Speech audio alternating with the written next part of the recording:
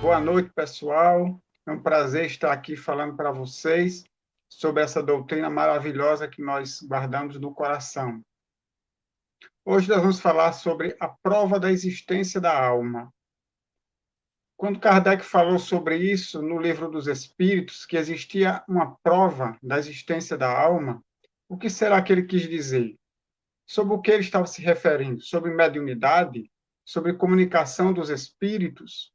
Sobre a filosofia espírita? Não era sobre isso que Kardec estava se referindo. Mas, na verdade, antes de a gente falar sobre a prova da existência da alma, o que é a alma? A alma e espírito são a mesma coisa? Apesar de Kardec ter, muitas vezes, tomado uma pelo outro ao longo dos seus escritos, há uma diferenciação. No Livro dos Espíritos, no item 23, Kardec assim escreveu: o espírito é o princípio inteligente do universo. Ou seja, existe o princípio inteligente, que é o espírito, e existe o princípio não inteligente ou ainteligente, que é a matéria.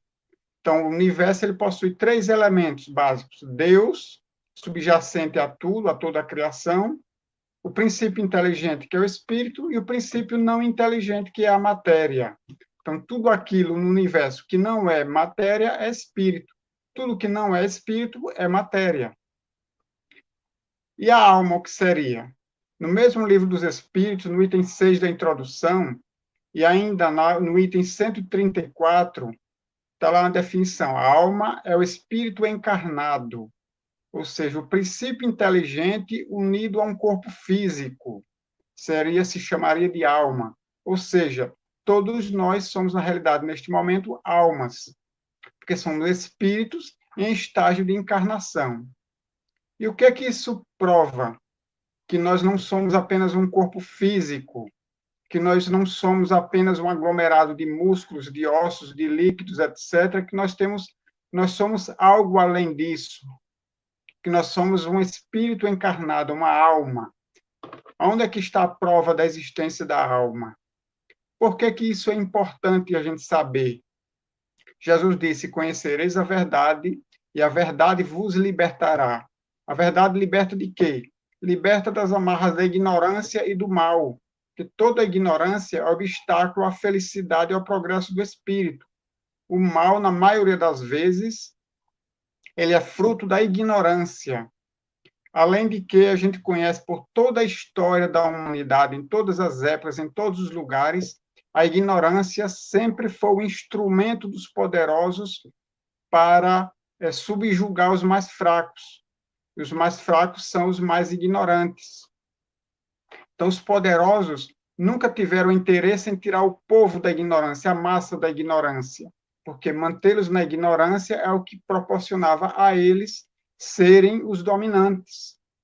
Então, os grandes impérios, as grandes nações, todas elas subjugavam o povo através da ignorância. Isso acontece ainda hoje em todas as partes do planeta. Então, a forma da gente se libertar do mal, se libertar da ignorância, é conhecer a verdade. Então, a gente saber que nós somos realmente alma, e nós podemos provar isso para nós mesmos, para que a gente tenha certeza. Assim, porque tem gente que acredita que é uma alma, que não é apenas um corpo físico, que é um ser imortal, mas muitos acreditam desacreditando, confiam desconfiando, ainda que muitos não acreditam. E se nós podemos provar para nós mesmos que nós somos seres imortais, a vida ela toma um outro ponto de vista. O nosso ponto de vista já não vai ser apenas o da matéria física. Nosso ponto de vista não é mais apenas a do corpo físico, mas a do espírito que é imortal. Ou seja, que teve um princípio no momento em que foi criada por Deus, mas que não terá um fim, porque é imortal, possui a imortalidade. E onde é que nós vamos encontrar essa prova? Já já nós chegamos lá. Aí nós chegamos no início do século XIX, o Chastenet de Puisséguier, magnetizador na França, ele estava realizando um tratamento através de passes magnéticos num jovem chamado Victor Haas. O Victor, de repente, entra num estado de relaxamento profundo e começa a falar de assuntos que estavam muito acima da sua capacidade intelectual. Só lembrando que o Victor, ele era um jovem pastor de ovelhas e que nunca teve acesso às letras, ele era iletrado. Portanto, ele não tinha capacidade intelectual para conhecer aqueles assuntos que ele estava discorrendo naquele estado profundo. Esse estado profundo de relaxamento é o que hoje nós chamamos de estados alterados da consciência, os estados alterados da mente, os estados de transe, enfim, é a mesma coisa. Nesse estado, ele tinha essa capacidade, ele demonstrava essa capacidade de acessar conhecimentos que ele não tinha condições no estado de vigília, no estado comum de relação normal do dia a dia. E de onde é que vinham aqueles conhecimentos? Qual era a fonte de onde esses conhecimentos provinham? Era dos espíritos? Estava ali patenteada, cerca de 50 anos antes do surgimento do espiritismo, a mediunidade? Bom, essa é uma hipótese, mas não é a hipótese única. Na verdade, o Victor ele estava acessando conhecimentos que ele adquiriu em outras existências, em outras vidas, quando ele teve acesso a eles, acesso às letras, e desenvolver aqueles conhecimentos mais aprofundados que ele não teve condições de desenvolver naquela vida atual dele. E por que os conhecimentos se manifestaram somente agora? Graças ao estado em que seu corpo se encontrava. Aquele estado de inatividade do corpo, porque ele estava em relaxamento profundo, em estado de transe, seu corpo estava como que inativo. Então, naquele momento, seu espírito, sua alma, encontra condições favoráveis para exteriorizar-se, para emancipar-se do corpo temporariamente, para adquirir um estado de independência, onde ele podia acessar mais profundamente os recursos do espírito, porque não se tratava ali de recursos da sua memória da vida atual, mas recursos da sua memória de vidas passadas. Então, naquele estado de emancipação, ou seja, fora do corpo físico, ele tinha condições de acessar os recursos do espírito, a memória espiritual, que nós, no estado comum, que chamamos de estado de vigília, nós não conseguimos acessar porque o corpo físico não permite essa situação. Mas no estado em que o Victor se encontrava, isso se tornava possível. E a partir daí, então, o Marquês de Puisegui começa a realizar várias experiências e vai descobrindo que esse mesmo estado que o Victor alcançou era alcançado também por outras pessoas quando magnetizadas. Pessoas que conseguiam fazer uso da visão da alma, que não necessita dos olhos físicos, dos recursos de percepção da alma, que não utilizam nem dos olhos físicos, nem dos ouvidos físicos, nem de qualquer outro sentido físico, mas os recursos do próprio espírito. E essas experiências foram mostrando ao Puisegui e a outros magnetizadores que o ser humano possui dentro de si recursos, potencialidades muito grandes e muito valiosos, que estão dados em estado de latência no nosso íntimo. Ele chega a conhecer, então, outros estados, como o da letargia, o da catalepsia, a transmissão do pensamento, os estados de morte aparente, os estados de êxtase, e o estado de sonambulismo, foi assim que ele denominou o estado em que o Victor chegou, que o Victor alcançou, sonambulismo, porque para o Puisegui, naquele momento, era um estado que se fazia semelhante ao estado do sono. Depois ele percebeu que não tinha nada a ver com o sono, até porque quando a gente dorme a gente não fala. Tem pessoas que dizem assim, fulano fala dormindo. Dormindo não, porque dormindo ninguém fala. Se ele estava falando é porque ele estava em estado de sonambulismo e não dormindo. Sono é um fenômeno de emancipação da alma também, mas sonambulismo é outro fenômeno de emancipação da alma. Então ninguém fala dormindo. Se ele estava dormindo e agora está falando é porque ele saiu do estado de sono e entrou no estado de sonambulismo, que é um outro estado de emancipação da alma e um dos mais completos na realidade, que mais possibilidades oferecem na emancipação da alma. Todos esses fenômenos até hoje, sonambulismo, êxtase, catalepsia, letargia, morte aparente, são até hoje catalogados pela medicina como sendo patológicos, como sendo doenças. Allan Kardec foi o primeiro a classificar esses fenômenos como naturais e como fenômenos de emancipação da alma. Então, o corpo, quando em estado de inatividade, permite ao espírito uma oportunidade para ele se tornar momentaneamente livre.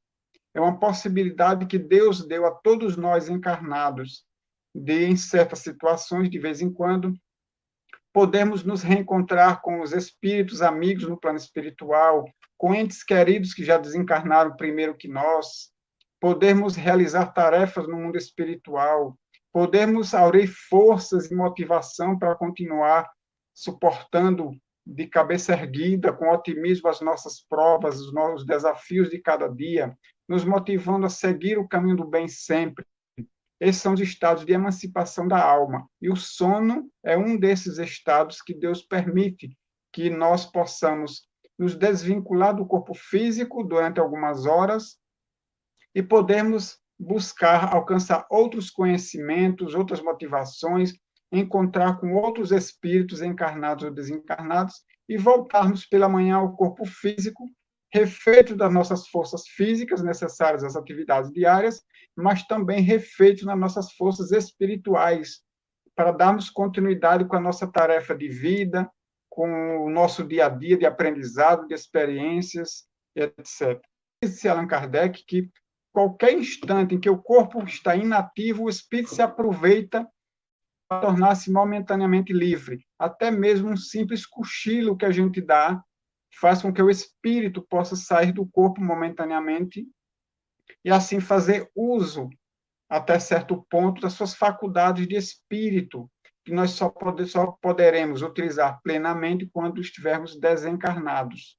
Mas, enquanto ligados ainda aqui ao corpo físico, podemos fazer uso dessas faculdades, dessas percepções, nos estados de emancipação, como o sono, por exemplo, e o sonambulismo. São as percepções e a visão da alma, sem uso dos sentidos físicos.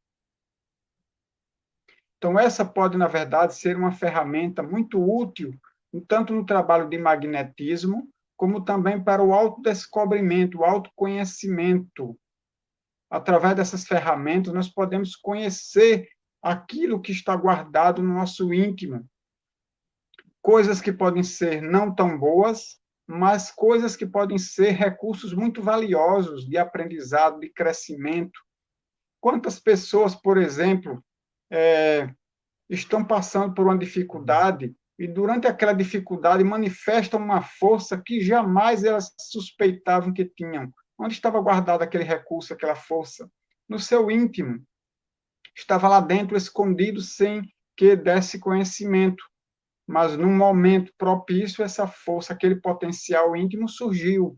Nós podemos, através do sonambulismo, por exemplo, descobrir essas potencialidades que cada ser humano traz guardadas dentro de si, para que possa utilizar como ferramentas de progresso espiritual, de superação moral, como progresso de enfrentamento dos desafios, enfim, como forças, como potenciais positivos a serem utilizados para o nosso progresso mais rápido como espírito que nós somos.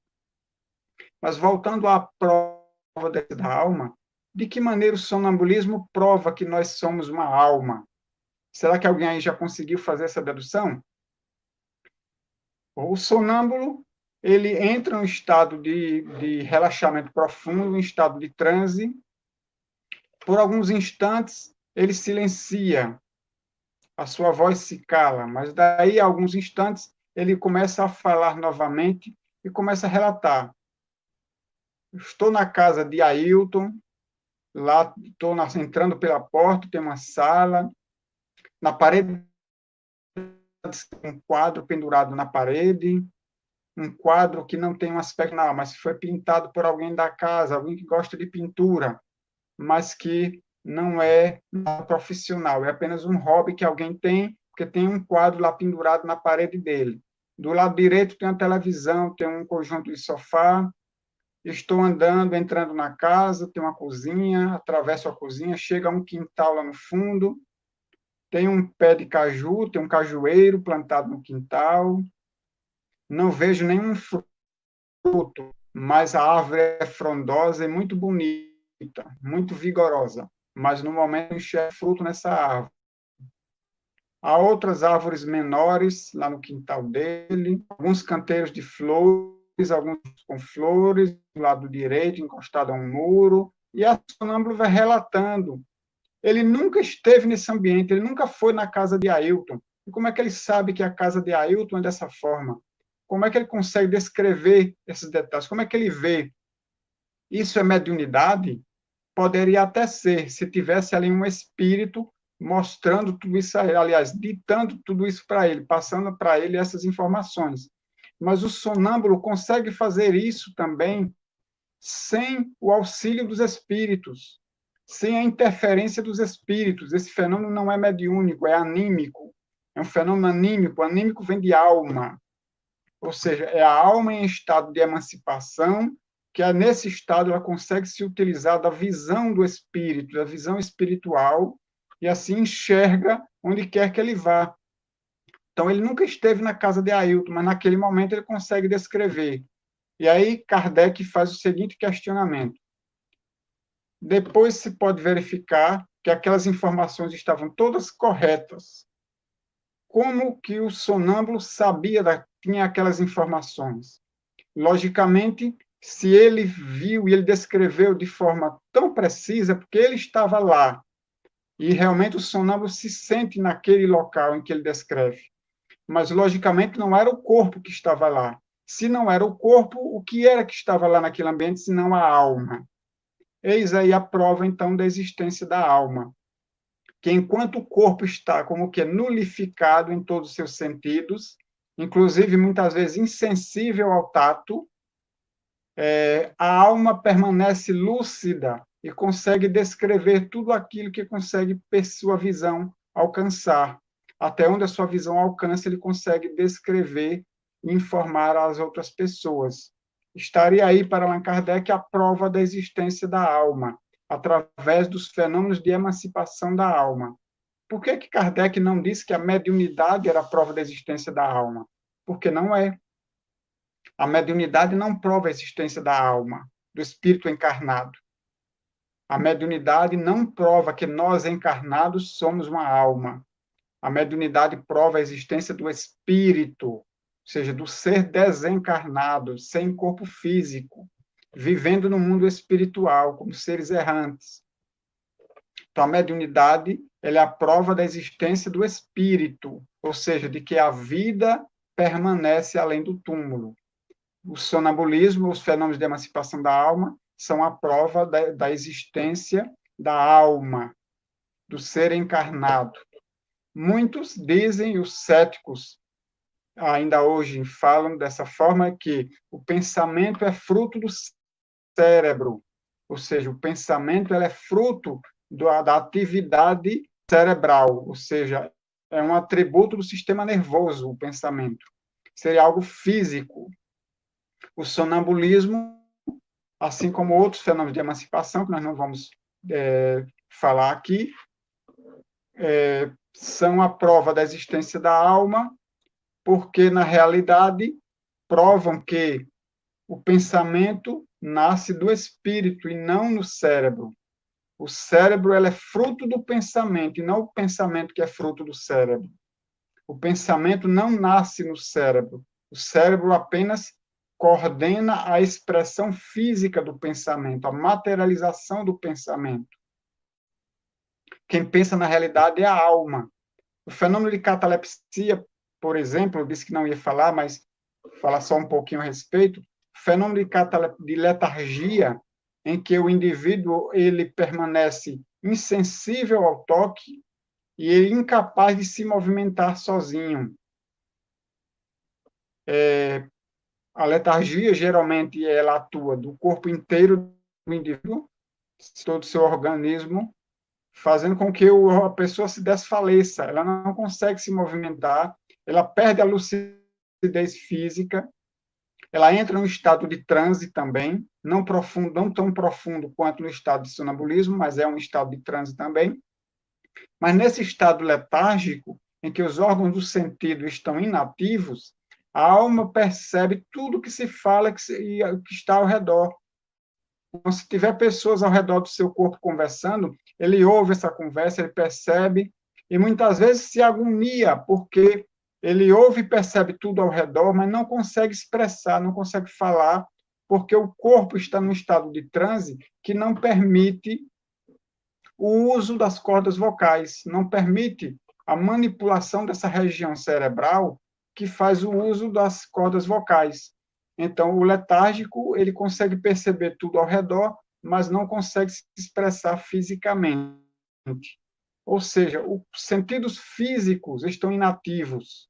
Como é que aquele cérebro daquele corpo inativo conseguiu produzir aqueles pensamentos? Porque a alma continua lúcida e pensando, raciocinando. De que forma é que o letárgico consegue elaborar pensamentos se o seu corpo está inativo, se o seu sistema nervoso entrou em inatividade, em estado letárgico, em estado de latência, vamos dizer assim. Porque, na realidade, a lucidez ali não é do corpo físico, a lucidez é da alma, é do espírito. É o espírito que está lúcido fora do corpo físico. E dessa maneira, então, com a visão da alma, ele consegue perceber tudo que está ao redor. Muito mais do que ele perceberia com os olhos físicos. Porque a visão da alma não há limite espacial, nem limite de tempo. O que vai limitar as percepções da alma é o seu progresso espiritual. Quanto mais elevado o espírito, mais ele tem percepções em limites mais amplos. Por exemplo, o espírito fora do corpo, ele consegue enxergar vidas futuras, ele consegue perceber o futuro que vai acontecer daqui a 1 hora, na próxima existência, daqui a 1 ano, daqui a 10 anos. Ou ele pode também ter uma retrocognição, enxergar aquilo que já aconteceu. Ele pode ver novamente, perceber novamente aquilo que já aconteceu, seja no dia de ontem, seja no ano passado, seja numa vida passada. O nosso cérebro físico não consegue elaborar esse tipo de percepção. Nós não temos órgãos apropriados para essas percepções, mas o sonâmbulo tem. O sonâmbulo tem uma capacidade perceptiva muito maior do que a nossa, porque ele vai se utilizar da visão da alma, que extrapola os limites corporais. Então, a alma consegue enxergar algo que está a centenas de quilômetros de distância, porque quando ela pensa, lá ela está, lá ela se encontra. É assim que Allan Kardec explicou, então, como é que o sonâmbulo descreve um ambiente que ele nunca esteve lá presente. Não esteve presente no corpo físico, mas esteve presente naquele momento de transe, a sua alma, ela lá estava. Então, o sonambulismo, assim como os fenômenos de emancipação da alma, na sua generalidade, são as ferramentas que podem provar que nós somos uma alma, que nós somos seres imortais. No Antigo Egito, os sacerdotes, quando eles eram procurados por alguém que tinha interesse em conhecer as artes espirituais, a primeira coisa que o sacerdote fazia era providenciar que ele entrasse no estado de transe e depois, ele, num estado fora do corpo físico, ele conseguisse perceber-se como sendo um ser imortal. Então, ele tinha uma experiência particular, experiência própria da sua própria imortalidade. Então, ele via o corpo deitado e o espírito fora do corpo, ele espírito fora do seu corpo físico. Depois ele voltava ao corpo, tendo a certeza da imortalidade da alma. Não era mais algo que alguém lhe disse, não era mais algo que ele leu, mas algo que ele experimentou em si mesmo. Agora eu sei que eu sou uma alma, que eu sou imortal, porque eu pude experimentar essa situação. Era isso que sentia aqueles iniciados nos templos do Antigo Egito. Logicamente, naquela época, não se tinha o conhecimento que nós temos hoje. Então, para eles, esse fenômeno era o fenômeno da morte. O sacerdote, então, ele tinha um grande prestígio, tomava aos olhos do iniciado uma grande importância, porque ele conseguia levar alguém à morte e trazer de volta à vida. Na verdade, era um fenômeno de emancipação, onde o espírito se desprende não totalmente, ainda permanece ligado ao corpo físico por algum fio, por alguma ligação que ainda se mantém, para que o corpo não pereça. Então, o espírito ele se emancipa temporariamente e parcialmente. O rompimento da ligação entre espírito e corpo, o rompimento total e definitivo, só acontece no fenômeno da morte. Nos fenômenos de emancipação da alma, são desligamentos temporários e parciais que mantêm a vida do corpo e mantêm o espírito ainda encarnado. Nos evangelhos, nós vamos encontrar, por exemplo, a história de Lázaro, que era irmão de Marta e Maria, que eram grandes amigos de Jesus. Jesus tinha um grande carinho por esses três irmãos. E Jesus chega na casa de Marta e Maria, que moravam em Betânia, e lá, chegando, recebe a notícia de que Lázaro tinha morrido. E uma das irmãs diz assim: Senhor, se o Senhor tivesse aqui, isso não teria acontecido, ou seja, Lázaro não teria morrido, não teria acontecido isso com o nosso irmão. Mas Lázaro já estava, inclusive, sepultado, já tinha sido colocado lá na câmara mortuária, estava sepultado. Jesus, então, pede até lá, eles retiram a pedra que fechava o sepulcro, e Jesus diz que Lázaro não estava morto, que Lázaro estava vivo. As irmãs inicialmente não acreditam, só acreditam quando Jesus chama Lázaro à vida, e Lázaro sai então do sepulcro caminhando e ainda envolto nos panos que foi o seu corpo envolvido, né? O seu corpo. Enfim, na verdade, não era um fenômeno de morte.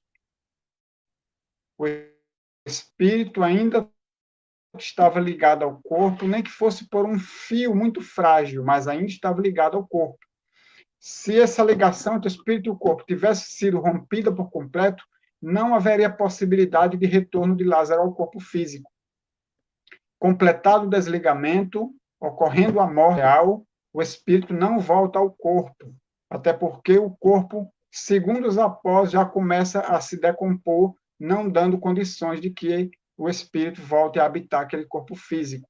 Portanto, Lázaro ainda permanecia ligado ao corpo por algum fio de vida. Ainda existia vida ali. Por isso que Jesus disse que Lázaro não estava morto. Jesus, então, com a sua autoridade moral e com o seu elevado potencial magnético, convoca Lázaro de retorno ao seu corpo físico, que para eles, na época, era de retorno à vida. Lázaro teria ressuscitado. Mas, na verdade, Jesus sabia que não era uma ressuscitação. Era, na verdade, uma emancipação, para se utilizar da linguagem espírita, era uma emancipação da alma. Ele estava emancipado fora do corpo físico e voltou ao seu corpo físico, à sua vida, o estado de vigília, vida de relação. Quantas pessoas a gente conhece, que já ouviu falar, pessoas que foram enterradas vivas, porque se achava que elas estavam mortas, e depois, quando se abriu lá a sepultura, se percebeu que o esqueleto estava em posição diferente daquela que foi o corpo sepultado, né? Por quê? Porque, na verdade, a pessoa não estava morta, ela estava num estado de emancipação. A alma estava fora do corpo temporariamente. As pessoas, por desconhecerem o fenômeno, achavam que tinha morrido e, por isso, então, acabavam sepultando a pessoa viva. E a gente imagina, então, como deve ser o desespero daquela pessoa ao despertar do estado de transe e ver que está sepulta dentro de um caixão, trancado, sem ar, sem alimento, sem água, sem nenhuma perspectiva de sair dali, né? Sabendo que vai realmente morrer.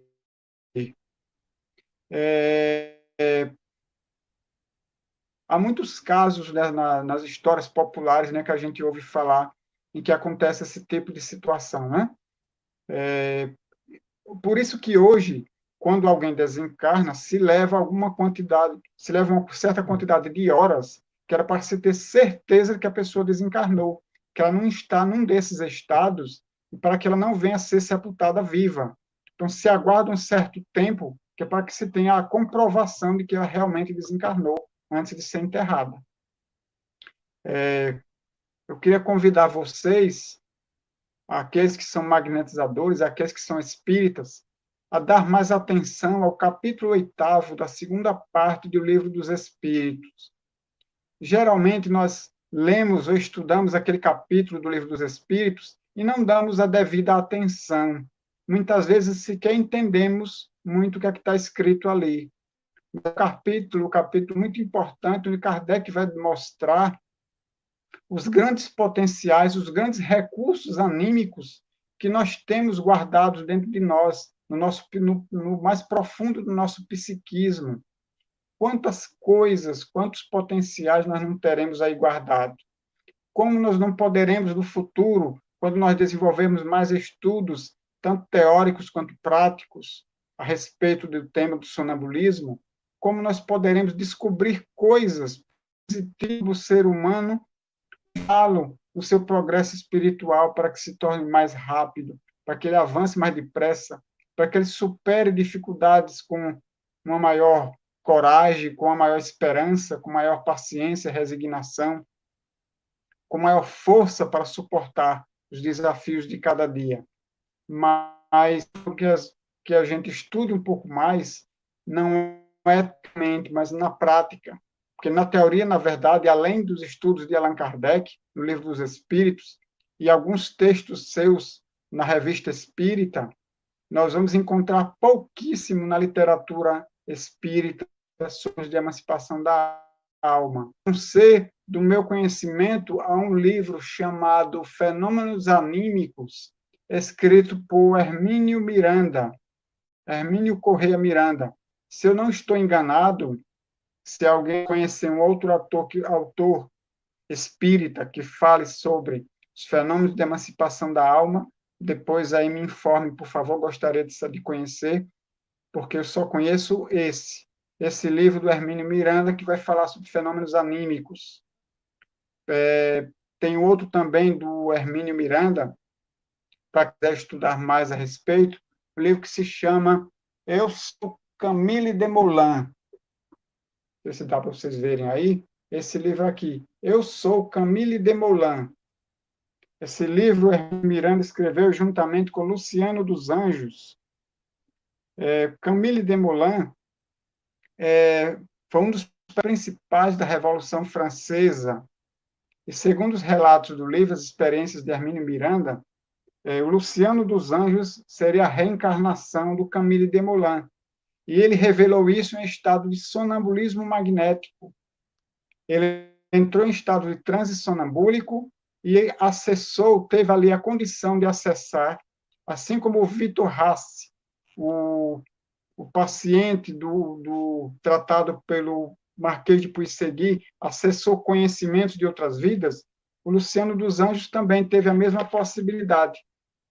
Ele acessou o conhecimento de uma outra vida sua, da época da Revolução Francesa, revelando, inclusive, detalhes que são controvertidos até hoje pelos historiadores, que não se tem uma definição a respeito de certos detalhes da Revolução, porque muitas vezes aparecem nos relatos históricos de maneira contraditória, e o Luciano pôde tirar algumas dúvidas sobre aquele evento tão importante da história da França e da história mundial, né?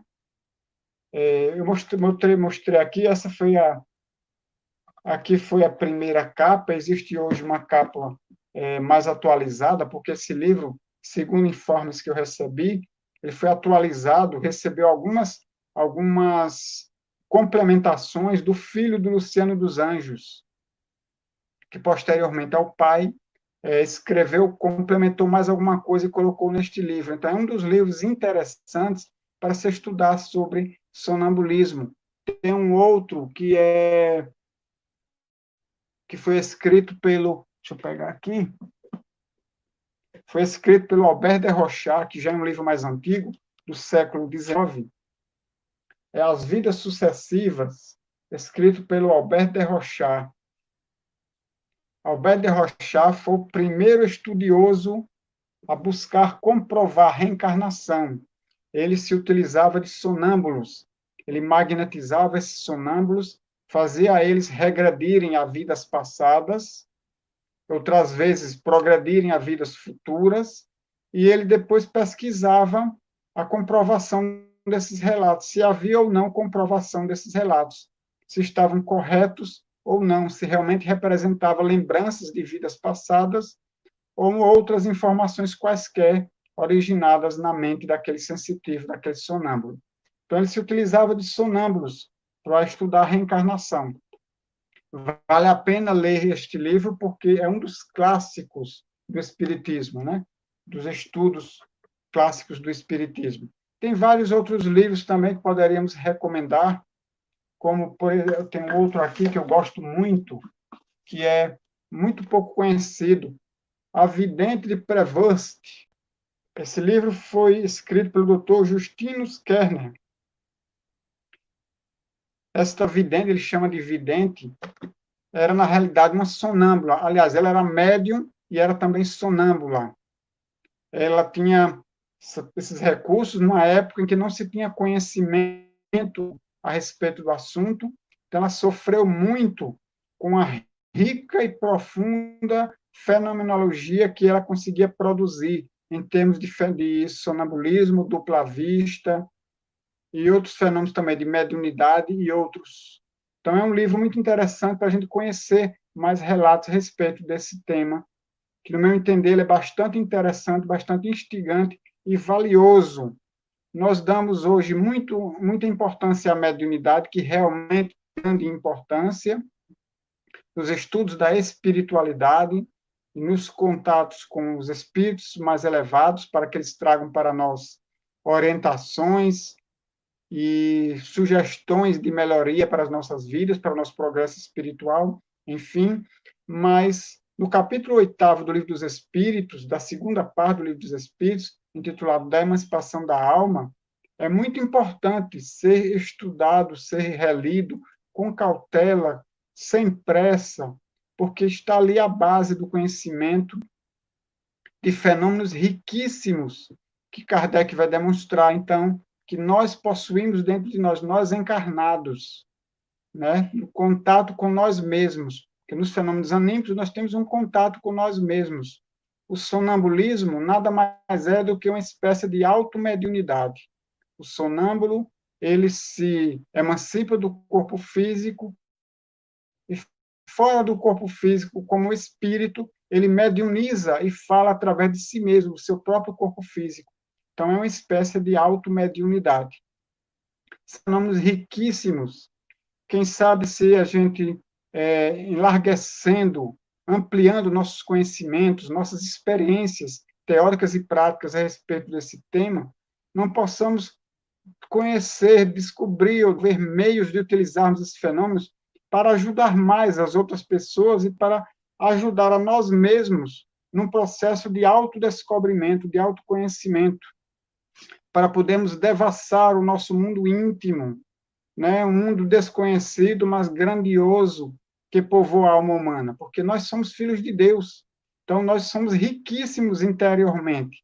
Se somos filhos de Deus, herdeiros da divindade, então nosso interior ele é riquíssimo. Deve ter coisas aí inimagináveis para a gente descobrir e tirar do estado de latência, para que possa ser utilizado na nossa vida, no nosso progresso de espírito e para ajudar as outras pessoas, como os magnetizadores clássicos faziam com o sonambulismo, e que, na realidade, ali era apenas o preâmbulo da utilização dessas faculdades aí anímicas, né, que eles utilizavam o sonambulismo como meio de diagnóstico, de acompanhamento dos tratamentos e de prognóstico dos tratamentos. Então, eles utilizavam largamente o sonambulismo como meio de conhecimento melhor da doença que o doente trazia e de formas melhores que poderiam tratá-lo com mais êxito, com mais eficiência. E, como eu disse, isso era apenas o início da descoberta desses fenômenos. Há muito mais a se descobrir. Nós que já conhecemos algo sobre a existência do perispírito, imagine o que podemos fazer com o sonambulismo bem desenvolvido, criterioso, seguro e equilibrado, livre de qualquer aspecto de curiosidade, mas com o único interesse de estudar, de estudo, de conhecimento, de auxílio. O quanto nós poderemos fazer com esses recursos sonambúlicos, com esses recursos anímicos, para diretamente no perispírito, não no corpo físico, numa análise e avaliação profunda, vamos dizer assim, dos níveis mais profundos da consciência, das energias perespirituais, das suas ligações com o espírito. Imagine o que podemos fazer a nível de emoções, de sentimentos, a nível de doenças, numa matriz mais profunda energética. Talvez eu esteja falando algo e alguém esteja a pensar que tudo isso é uma utopia, que não existe nada disso, mas eu falo isso como pessoa que vem estudando já há vários anos os fenômenos de emancipação da alma, tanto na teoria como na prática, em trabalhos de sono que utilizam-se de sonâmbulos, e também na observação do trabalho realizado por eles. Nós podemos imaginar, vislumbrar o quanto nós trazemos dentro da nossa alma como recursos divinos de amor, de fraternidade, de capacidade de superação, recursos para o bem, para o amor ao próximo, para a caridade, recursos para auxiliar aos nossos semelhantes. Enfim, é um mundo gigantesco que se descortina dentro de cada um de nós, para esperando pessoas de boa vontade, pessoas com vontade séria e firme para começar a explorar este mundo. Lenita Veiga pergunta: as técnicas apométricas podem ser úteis e confiáveis? Podem ser úteis e confiáveis, desde que feitas com pessoas equilibradas, de conhecimento, com seguranças e isentas de qualquer sentimento de curiosidade. Kardec dizia que o sonambulismo é uma ferramenta a ser utilizada com a finalidade séria e útil, então livre de qualquer aspecto de curiosidade. Então, a apometria, como tantos outros trabalhos que existem, podem ser muito bons, desde que feitos da maneira correta, com muita seriedade. José Einá Batista Santos faz uma pergunta aqui interessante. Algumas pessoas dizem que o sonambulismo é sempre anímico. Ponto. Se assim é, o que dizer do fato de Kardec ter classificado mediunidade sonambúlica? Veja bem, o sonambulismo ele é anímico. O que acontece é que o sonâmbulo, às vezes, ele entra em contato com espíritos, já que ele está numa situação propícia a isso, fora do seu corpo físico, ele se encontra com espíritos, e nessa condição ele transmite para quem estiver ali ouvindo orientações ou informações vindas dos espíritos. Não é que o sonambulismo aí se tornou mediúnico, não, é que houve aí a junção de dois fenômenos, um anímico e o outro mediúnico, o sonambulismo e uma mediunidade. Kardec sempre muito preciso nas colocações, nunca se equivocando, é bom que se diga isso. Por isso que as obras espíritas elas devem ser estudadas com muito cuidado, para não entrarmos em contradição, né, Adilson? Suzy Santos faz uma pergunta interessante. É possível ser advertido no momento do sonho sobre o acontecimento grave com alguém da família? O fato é que houve o sonho, o acontecimento e no decorrer deste a lembrança do sonho. Você mesma, Suzy, já respondeu a sua pergunta. É possível, tanto é possível que aconteceu com você. Você sonhou com algo que iria acontecer, que realmente aconteceu, e você lembrou do sonho que teve. Então, é possível sim. Muitas vezes nós somos advertidos por amigos espirituais e outras vezes somos advertidos por nós mesmos. Então, muitas vezes, quando nós estamos fora do corpo físico, como é o caso do sono, então nós muitas vezes acessamos certas informações que com o corpo físico não seria possível a gente acessar. Então, fora do corpo, a gente consegue acessar informações com a percepção da alma, e aí, então, a gente acaba sendo alertado por nós mesmos acerca daquilo que está para acontecer. O espírito tem essa capacidade de expansão, né? De perceber Exatamente. isso também, né? Ivana Araújo faz uma pergunta dessa forma, Adilson. No momento do sono, como explicar a resistência do espírito em voltar ao corpo físico? E, mesmo depois da volta, permanece uma intensa sensação de saudade. O que acontece é que, como Kardec frisa várias vezes, o espírito ele anseia por liberdade. O corpo físico é uma verdadeira prisão para o espírito. Nós, encarnados, somos almas aprisionadas num corpo. O corpo tira a liberdade do espírito, liberdade de comunicação, liberdade de locomoção, liberdade de percepção. Tudo isso nos é tirado por causa da densidade do corpo físico. Então, se a gente tem a possibilidade, durante o sono ou no fenômeno de emancipação, a gente sai do corpo físico, muitas vezes ele não quer voltar ao corpo, porque vai voltar à vida e à prisão do corpo. Prefere a liberdade. Por isso que desencarnar é muito mais fácil do que encarnar. Porque encarnar, o espírito vem para a prisão, entre aspas, né? E desencarnar, você sair da prisão, se libertar do mundo da matéria e ir para um mundo onde você pode usar com muito mais facilidade e riqueza suas faculdades de espírito. Então, por isso que, às vezes, a gente resiste um pouco ao corpo, mas não tem como. O corpo, ele tem uma ligação magnética extremamente forte com o espírito.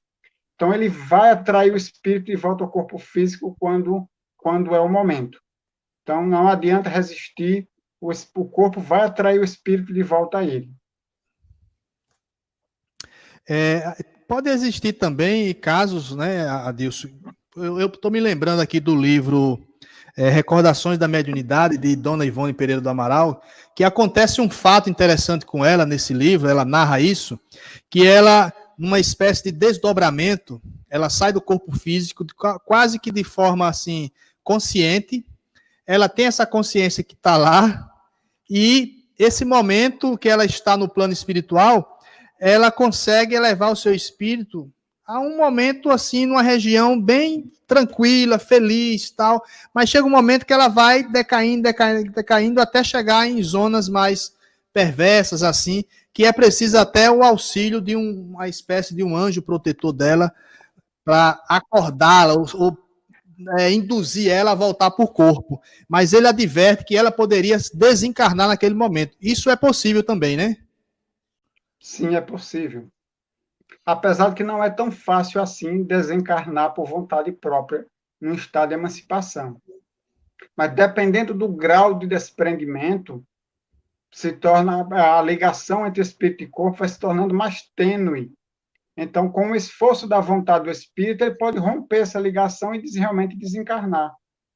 É o que acontece muitas vezes. Já aconteceu comigo, por exemplo, como magnetizador, uma sonâmbula, aplicando um passe em uma pessoa, uma jovem, e ela estava passando por dificuldades muito grandes na época, dificuldades financeiras, estava com depressão grave, enfim, estava com vários problemas na vida dela. E quando eu apliquei o passe nela, ela entrou em estado de transe, e quando eu pedi a ela que retornasse, ela disse que não ia voltar, que lá estava muito bom, e voltar para cá era voltar para os problemas da sua vida. Então era muito melhor ficar lá. E aí eu fui conversando com ela e convenci ela a retornar, que não valia a pena. Até porque aquele local bom que ela estava vendo ali, que ela estava compartilhando naquele momento, não significava que se ela ficasse, ela ia permanecer naquele local. Ela não tinha garantia de que ia ficar naquele local, e não num local ruim. Então, era muito melhor ela retornar para cá, onde ela tinha família, tinha os amigos, todos estávamos dando apoio para ela, para que ela conseguisse superar suas dificuldades. Enfim, que então que ela retornasse. Então, ela consentiu retornar. Interessante essa abordagem, Adilson. Eu fiquei curioso também aqui, eu vou fazer uma pergunta também. Nesse caso, cairia sobre ela responsabilidade com relação à tomada de decisão? Teria, Sim, né? se ela decidiu permanecer do lado de lá, não voltar mais, e com a vontade dela, ela romper essa ligação entre espírito e corpo, seria suicídio. Bem interessante, viu? Bem interessante mesmo. Apesar de que não é tão fácil fazer isso, volto a frisar, porque é o seguinte, a ligação entre espírito e corpo é uma ligação muito forte, uma ligação magnética, né? Muito forte. Principalmente na pessoa que seja jovem, saudável, essa ligação é mais forte ainda, né? Entre espírito e corpo. Então, ela desligar por vontade própria não é tão fácil assim. Por isso que as pessoas, quando querem cometer suicídio, elas não desencarnam dormindo, por exemplo. Quando a gente dorme, também sai do corpo físico. Para cometer o suicídio, desencarnar, ela tem que causar um estrago grande no seu corpo físico, para que ela consiga realmente romper essa ligação. E mesmo naquelas pessoas, a gente tem aí vários relatos do espírito André Luiz, principalmente, pessoas em estado desencarnatório, pessoas que já vinham enfermas há bastante tempo, quer dizer, o corpo físico estava muito frágil, pessoas às vezes de idade avançada, muito doentes, ou seja, as ligações entre espírito e corpo vão se tornando mais frágeis, mas mesmo assim, para desencarnar, elas precisavam de uma grande ajuda da espiritualidade, que através de técnicas magnéticas ia fazendo o desligamento daquele espírito. Impressionante, viu? Realmente, mesmo a pessoa com estado, como você falou, estado do corpo frágil, já esgotando as forças vitais, ainda assim nós precisamos, muitas vezes, do auxílio da espiritualidade para desligar de forma mais assim, mais concreta os ligamentos, né? Do espírito e a matéria, né? Joaquim Pedreira da Silva faz assim, boa noite. Existência ou visão da alma pode ter interferência em situação de acontecimento presente que nos parece já ter vivido antes? A visão da alma, a conexão da alma, ela vai muito além das percepções do corpo físico. Então, elas extrapolam os limites de tempo e espaço. Então, eu, por exemplo, acessar informações de outras existências que eu já passei, que eu já tive, ou de situações já vividas, seja nessa existência presente ou existências passadas. É o fenômeno do déjà vu, né? Conhecido popularmente como déjà vu, exatamente. Que é uma derivação da dupla vista, que Kardec chama de dupla vista, que é você acessar informações através da visão da alma. Está mais do que claro o tema proposto aí, a prova da... novamente o seu som. É um tema instigante, um tema que às vezes é muito assim, vamos dizer, espinhoso, mas com uma pessoa trazendo esclarecimento fica mais fácil. Reni Gonçalves, Adilson. Sim. Ele diz o seguinte, ele narra um fato, na verdade, onde viu o que havia nesse térreo, antenas, roupas, detalhes, comprovado após a cirurgia do que havia visto por profissionais que conheciam o ambiente. Como se chama esse fenômeno? Eu acho que ficou muito já claro aí. Ele está narrando... Depende da situação que aconteceu, tá? Existe o fenômeno, isso aí se assemelha muito ao fenômeno de quase morte, que hoje é estudado por vários estudiosos ao redor do mundo, fenômeno de quase morte, que não deixa de ser um fenômeno de emancipação da alma, quando o espírito fora do corpo físico tem as percepções do ambiente, de tudo que está ao redor, ouve as conversas dos médicos, presencia a própria cirurgia, mas o corpo não oferece reação nenhuma, porque são as percepções da própria alma e não dos sentidos físicos. Vamos lá para essa pergunta de Jutaí aqui. Ele fala de um livro específico, ele fala desse livro que eu falei momentos atrás, Recordações da Mediunidade de Dona Ivone. Sim. Em que se assemelha os fenômenos vivenciados por Carlos Mirabelli e Chiquinha sob a orientação de Zico Horta e o sonambulismo? Aí ele cita que é no livro Recordações da Mediunidade. Existe um livro interessante sobre Carlos Mirabelli, que foi escrito por Palhano Júnior, sobre Carlos Mirabelli. Até onde eu sei, Carlos Mirabelli eu conheço muito pouco, Chiquinha eu nem conheço, mas Carlos Mirabelli foi médium. Então, os fenômenos que ele realizava eram mediúnicos, não eram fenômenos anímicos, até onde eu sei. É possível que uma pessoa, um sensitivo do grau dele, possivelmente também realizou algum fenômeno anímico, algum fenômeno de emancipação da alma, tipo sonambulismo, dupla vista ou outro. Mas ele era, em maior probabilidade, ele era médium, tá? Não era portador de fenômenos anímicos, não. Pronto, perfeito. Viviane Ferreira, que é uma psicóloga que sempre está aqui no nosso canal, ela faz uma pergunta assim, talvez eu esteja fugindo do tema, mas se for possível mencionar algo sobre, agradeço. A pessoa que sofre de insônia desde a infância pode estar sendo prejudicada por não estar tendo o contato necessário com o plano espiritual, já que dorme tão pouco? Olha, é possível sim. Durante o sono, nós não temos contato somente com a cidade, mas temos contato com nós mesmos, com a nossa essência, conosco como almas, né? E essa essência, esse conhecimento que a gente traz dentro de nós, muitas vezes transparece nos sonhos, como foram tão bem estudados por Freud e os seguidores da corrente psicanalítica, né?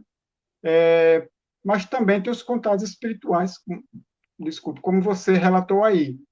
Então, pode haver um prejuízo, sim, porque esses momentos, esses contatos são importantes para, principalmente na fase infantil, quando o espírito mal chegou aqui na Terra, ainda precisa de um tempo maior de adaptação ao plano terreno, então ele tem uma maior possibilidade de se encontrar com amigos espirituais ou de retornar ao plano espiritual quando ele dorme.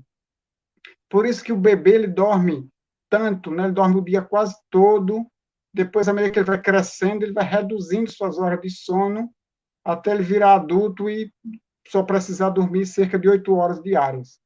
Mas porque o bebê, como ele é recém-chegado ao plano terreno, aquele espírito precisa de um tempo maior de adaptação. Então, ele fica muito mais tempo no plano espiritual do que no plano terreno, na verdade. Suas percepções são muito mais ligadas ao lado de lá do que ao lado de cá. Então, há um prejuízo nesse sentido, mas não é um prejuízo total, tá? Se pode, sim, viver muito bem sem esse contato direto, porque nós podemos ter contato com a espiritualidade através do pensamento, através da prece, através do recolhimento, da meditação, não só durante o sono. Perfeito. Tá aí essa informação que a Dilso traz, valiosíssima, né? Que os bebês dormem porque precisa de um momento maior de adaptação. E faz muito sentido isso mesmo, muito sentido. George Santos faz a pergunta para quem está, acho que, iniciando no estudo do sonambulismo, do magnetismo, na aplicação, tudo mais, essa pergunta é valiosa. Pode ser uma pergunta simples, mas eu acho interessante para quem está estudando agora.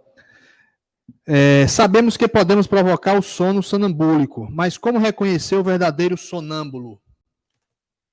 Olha, o verdadeiro sonâmbulo é assim, primeiro, não existem dois sonâmbulos iguais. As percepções de cada sonâmbulo são diferenciadas, as capacidades de cada um são diferenciadas, não existem dois iguais. Mas o verdadeiro, aquilo que verdadeiramente chamamos de sonambulismo, é aquele fenômeno num grau que o indivíduo, quando retorna ao estado de vigília, ele não consegue se lembrar de nada que aconteceu durante o estado de transe. Ele entra em estado sonambúlico, quando ele retornar ao corpo, ele não lembra de nada, ou logo ele esquece de tudo que aconteceu. Esse é o verdadeiro sonâmbulo, porque é um nível de profundidade do desligamento tal que nada que ele vivenciou fora do corpo fica registrado em sua memória física. Por isso, ao retomar o corpo físico, ele não lembra de nada porque ele não consegue acessar essas informações na memória física do sistema nervoso. Sonho com alguém que não vejo. É uma pessoa que não se identificou, né? Sonho com alguém que não vejo. Há muito tempo. O encontro no outro dia. Aí ela colocou só Freud explica. Eu acho que a O Dilson já. espiritismo também explica. É. Freud O, e o espiritismo explicam.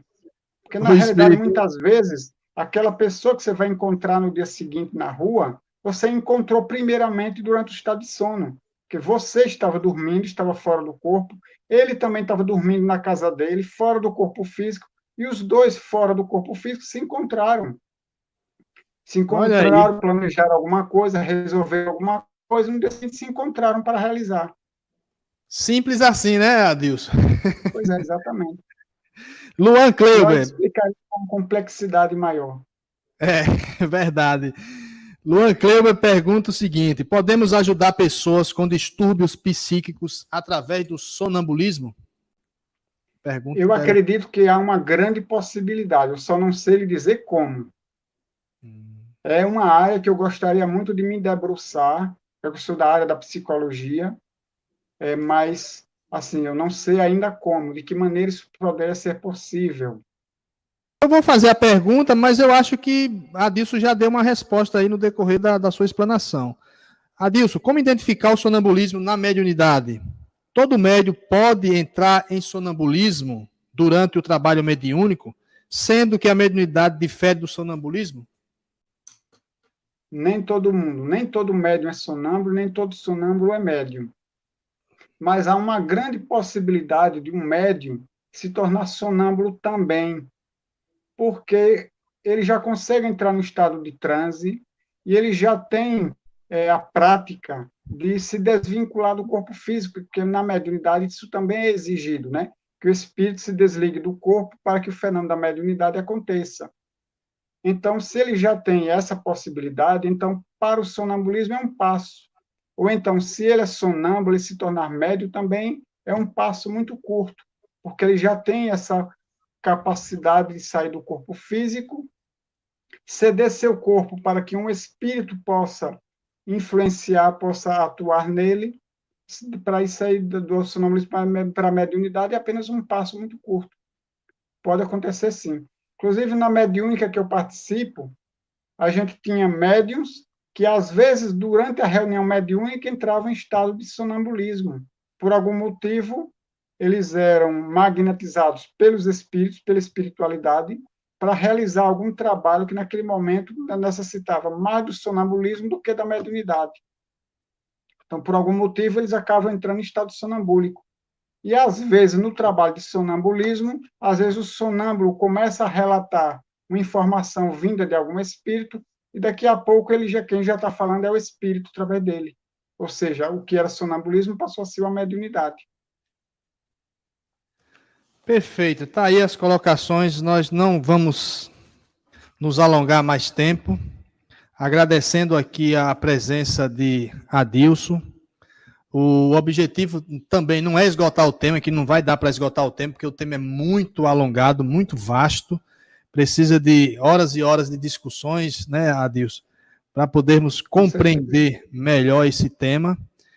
E a gente pede aqui, Adilson tem um canal chamado no YouTube, Adilson Mota, que lá ele tem vários vídeos dando explicações, palestras. Isso é muito importante. Então, quem quiser acessar, vai lá, acessa Adilson Mota no YouTube e vai estar lá vários vídeos e palestras disponíveis para quem quiser conhecer mais sobre o magnetismo, sobre sonambulismo, sobre a existência da alma e outros temas, claro. Então, a gente pede também às pessoas que acessem outros canais parceiros nossos, que são os canais Jornal Centelha Divina, Roteiro Espírita, CEDCC, lá de Serrinha, então, Centro Espírita Boa Nova. Então, a gente pede aqui a todas essas pessoas que se inscrevam no canal, divulguem essas palestras que nós veiculamos todos os dias, porque é importante levar um pouco de luz mais a cada lar, a cada coração, esclarecimento, isso é muito importante. É uma forma da gente poder estar fazendo e prestando um serviço à doutrina espírita, que é a caridade, né? Então, a maior e melhor caridade que a gente pode fazer à doutrina é divulgar, né? Nas palavras aí de Kardec. Eu queria só agradecer pela oportunidade, né, que me deu, para a gente poder trocar essas ideias a respeito desse tema, que é bastante interessante, ao meu ver, muito pouco estudado, e que fico muito feliz de ver que tem pessoas que começam a se interessar em estudar mais aprofundadamente o tema da emancipação da alma, né? Em breve eu devo estar lançando um novo livro, que é justamente sobre os fenômenos de emancipação da alma. Então, em breve, aguardem aí que deve estar saindo esse livro.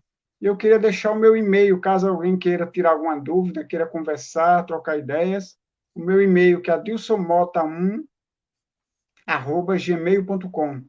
adilsonmota1@gmail.com. Pode mandar suas dúvidas, seus comentários, para a gente trocar ideias, para trocar experiências e a gente poder estudar e aprender juntos.